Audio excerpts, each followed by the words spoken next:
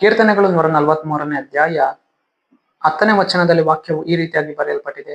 ನಿನ್ನ ಚಿತ್ತದಂತೆ ನಡಕೊಳ್ಳುವುದನ್ನು ನನಗೆ ಕಲಿಸು, ನನ್ನ ದೇವರು ನೀನಲ್ಲವೋ ಎಂದು ವಚನವು ಬರೆಯಲ್ಪಟ್ಟಿದೆ. ಅಂದರೆ ಪ್ರೀತಿಯುಳ್ಳ ದೇವಜನರೇ, ದೇವರ ಹಸ್ತಕ್ಕೆ ನಮ್ಮನ್ನು ನಾವೇನ್ ಮಾಡಬೇಕು? ಒಪ್ಪಿಸಿಕೊಡಬೇಕು. ದೇವರ ಕಾರ್ಯಗಳಿಗೆ ನಮ್ಮನ್ನು ನಾವೇನ್ ಮಾಡಬೇಕು? ಬಿಟ್ಟು ಕೊಡಬೇಕು. ಆತನ ಚಿತ್ತಗಳಿಗೆ ನಮ್ಮನ್ನು ನಾವೇನ್ ಮಾಡಬೇಕು? ಒಪ್ಪಿಸಿಕೊಡಬೇಕಾದೆ. ಇವತ್ತು ನಮ್ಮ ಜೀವಿತದಲ್ಲಿ ನಮ್ಮ ಆಲೋಚನೆ ಪ್ರಕಾರವಾಗಿ ನಾವೇನ್ ಮಾಡಬಾರದು? ನಡೆದುಕೊಂಡು ಹೋಗಬಾರದು. ದೇವರೇ, ನಿನ್ನ ಆಲೋಚನೆಯ ಮಾರ್ಗದಲ್ಲಿ ನನ್ನ ನಡೆಸು ಸ್ವಾಮಿ. ಅಪ್ಪ, ನನ್ನ ಜೀವಿತದಲ್ಲಿ ದೇವರೇ ನಿನ್ನ ಆಲೋಚನೆಗಳು ಕ್ರಿಯೆ ಮಾಡಲಿ. ಅಪ್ಪ, ನನ್ನ ಜೀವಿತದಲ್ಲಿ ದೇವರೇ ನಿನ್ನ ಚಿತ್ತವನ್ನ ಮಾಡಿ ಮುಗಿಸುವುದನ್ನ ನನಗೆ ನೀನು ಕಲಿಸಿಕೊಡು ಎಂದು ಹೇಳುವಾಗ, ಕರ್ತನಾತ್ಮನ ನಮಗೆ ಏನ್ ಮಾಡುವವನಾಗಿದ್ದಾನೆ? ಸಹಾಯ ಹಸ್ತವನ್ನ ನೀಡುವವನಾಗಿದ್ದಾನೆ. ನಾವು ಇವತ್ತು ಯಾವ ಒಂದು ಮಾರ್ಗದಲ್ಲಿ ಹಾದು ಹೋಗಬೇಕು, ಯಾವ ಒಂದು ಕಾರ್ಯಗಳಲ್ಲಿ ನಾವು ಇವತ್ತು ನಡೆದು ಹೋಗಬೇಕು, ಆ ಎಲ್ಲಾ ಕಾರ್ಯಗಳನ್ನು ದೇವರು ವಹಿಸಿಕೊಡಬೇಕು. ದೇವರೇ, ನಾನು ಹೇಗೆ ನಡೆದು ಹೋಗ್ಬೇಕು ನನ್ಗೆ ಗೊತ್ತಾಗ್ತಿಲ್ಲ ಸ್ವಾಮಿ. ಯಾವ ಒಂದು ಮಾರ್ಗವನ್ನು ನಾನು ಆಯ್ಕೆ ಮಾಡಿಕೊಳ್ಬೇಕು ನನ್ಗೆ ಗೊತ್ತಾಗ್ತಿಲ್ಲ ಸ್ವಾಮಿ. ಕರ್ತನೆ, ನೀನ್ ನನಗೆ ಸಹಾಯವನ್ನ ಮಾಡು.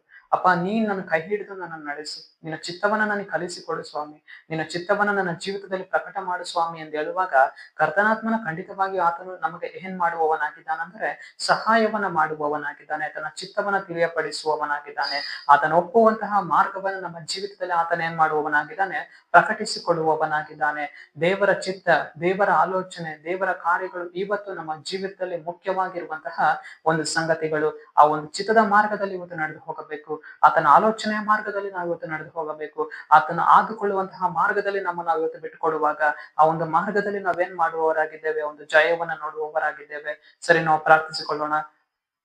ಅಪ್ಪ ಕರ್ತನೆ, ನಿನಗೆ ಸ್ತೋತ್ರ ಸ್ವಾಮಿ. ಈ ಮುಂಜಾನೆ ವೇಳೆಯಲ್ಲಿ ದೇವರೇ, ಈ ವಾಕ್ಯ ಭಾಗ ಸಂದೇಶವನ್ನ ನೋಡುವ ಜನಗಳನ್ನ ಸಂಧಿಸು.